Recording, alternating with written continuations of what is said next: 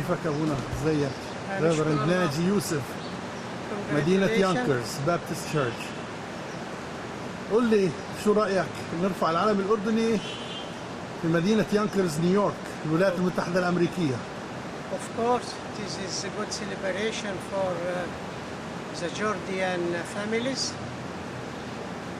about independent Jordan. I think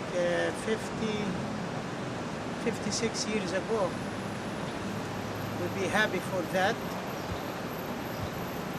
The flag is raising on Yonkers City, New York. City Hall of Yonkers.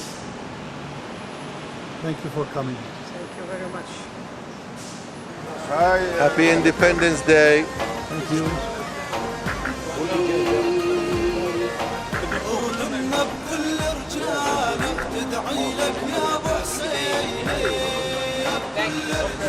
Do I still have to hold the jacket?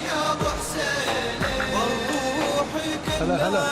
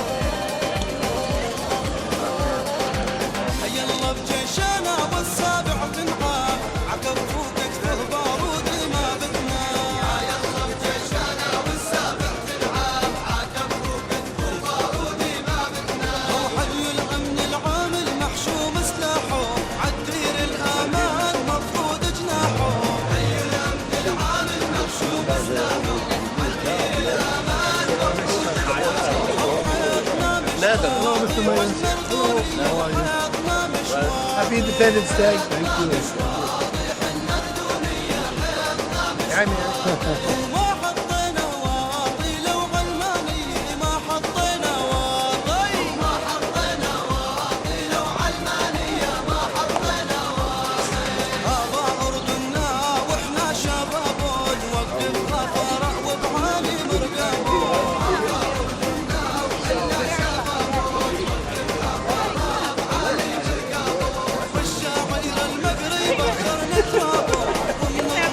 صدري رزات بواب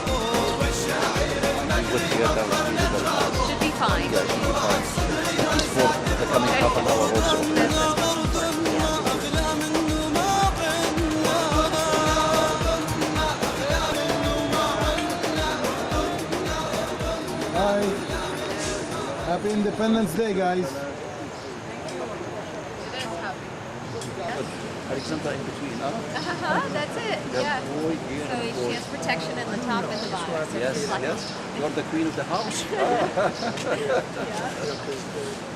Now you're going to have some space for the Arabic Museum, Mediterranean Museum.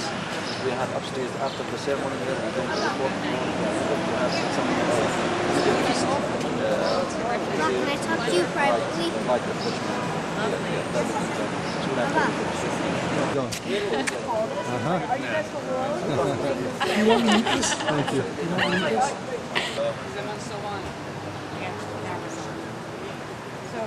I was calling Christina because she might want to be a honey and see if I can run and get her.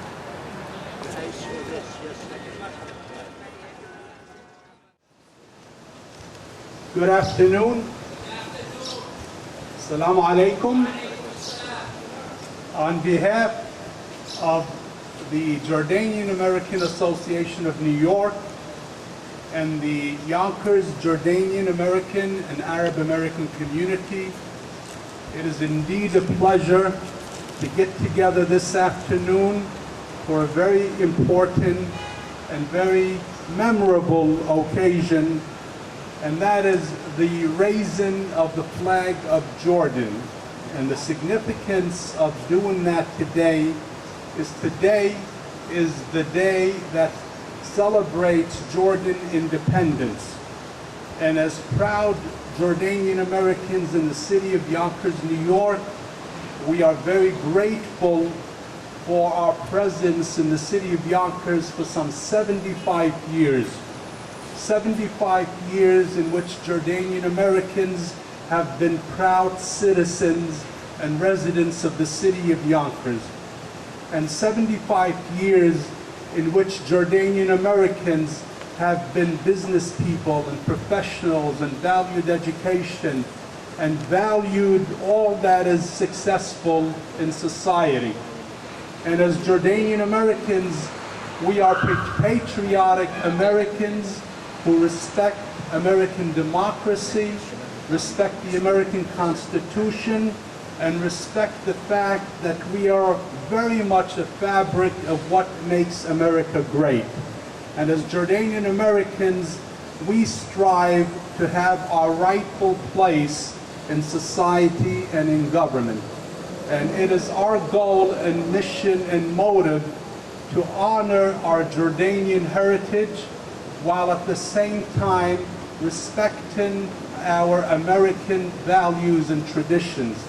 And we do so with this dual respect and pride as great Americans and Jordanian patriots who respect Jordan as a nation of democracy and Jordan as a nation that has very close ties to the United States, and Jordan as a nation that strives to educate its citizens and provide an atmosphere where there's economic, social, and cultural growth.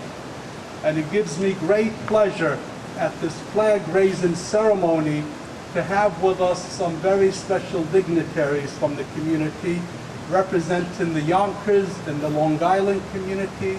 And we have with us a very gracious Reverend who's with us, Reverend Nagy from the Arab First Baptist Church. Welcome, Reverend.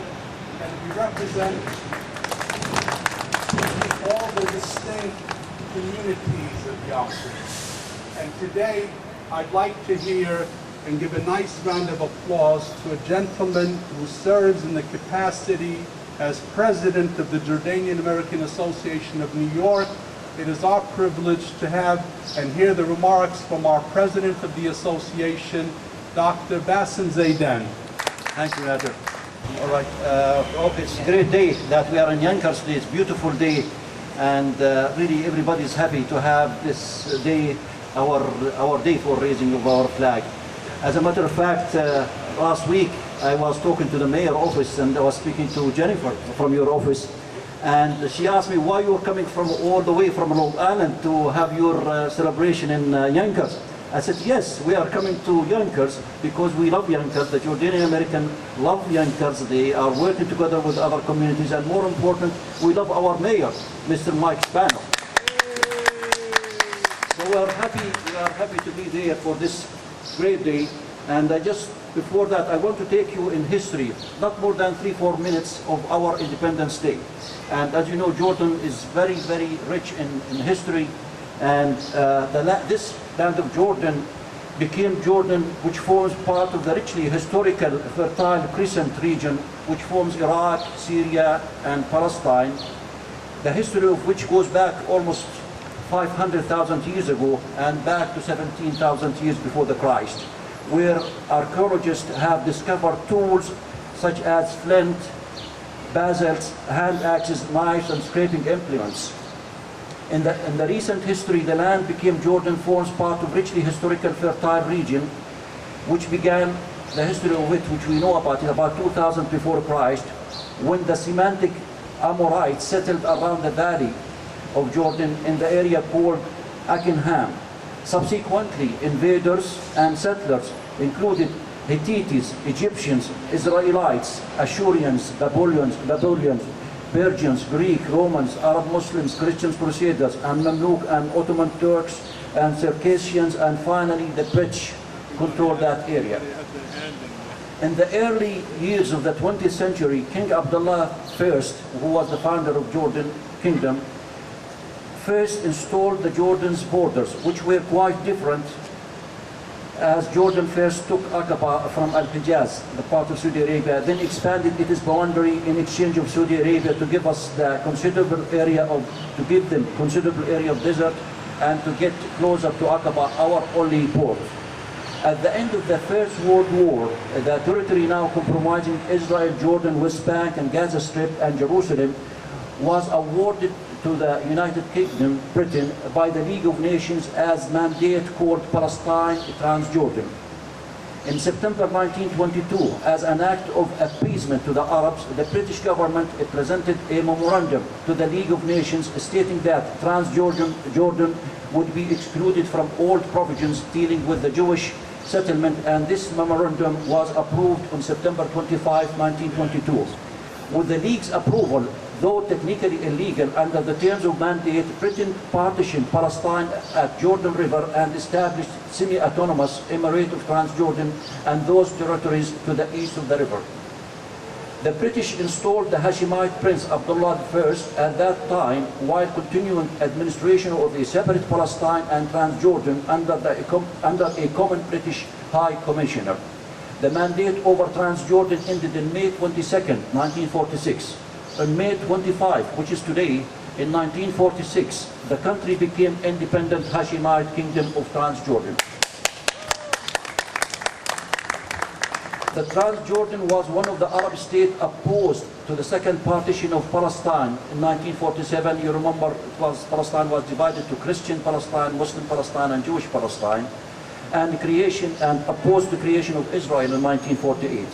It participated in a war between Arab states and newly founded State of Israel.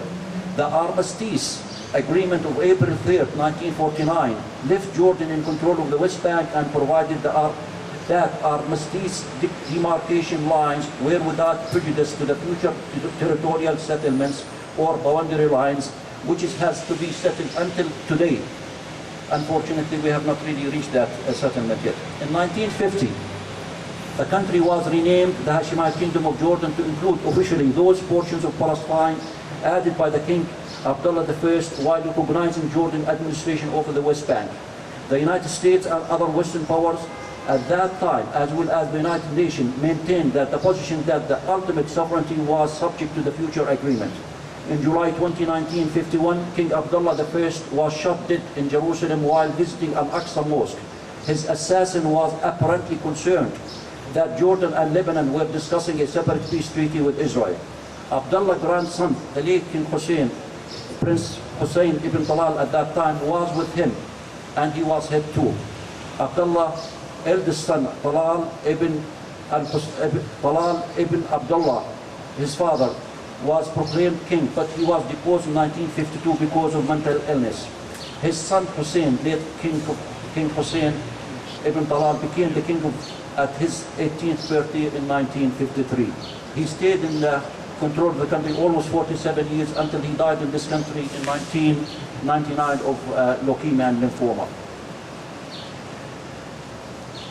Jordan ended its special defense treaty related with Britain in 1957, and in February 1958, following announcement of merger of Syria and Egypt into United Arab Republic, Iraq and Jordan announced Arab Federation of Iraq and Jordan, also known as Arab Union. The union was dissolved in August 1958. Jordan signed a mutual defense pact in May 1967 with Egypt, and it participated in June 1967 war between Israel and the Arab states, including Syria, Egypt, and Iraq.